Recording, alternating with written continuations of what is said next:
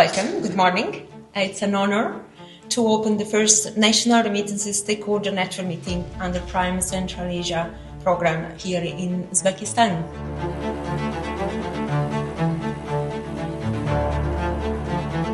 Because we are currently working very deeply with financial institutions here in Uzbekistan to make sure that those remittances which are received by the people, by the households, are used to start businesses for everyday expenses.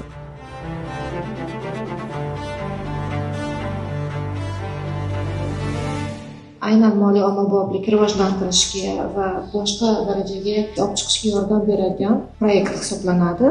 Biz bu yo'nalishda ishlashga tayyormiz va tijorat banklari va to'lov tashkilotlarini aynan shu yo'nalishga ham jalb qilamiz va birgalikda ishlaymiz deb o'ylayman.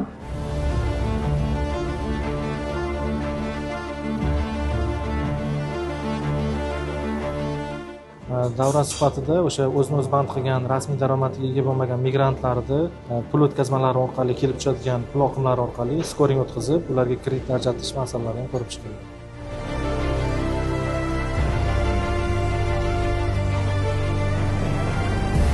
All of you for your active participation and valuable contributions.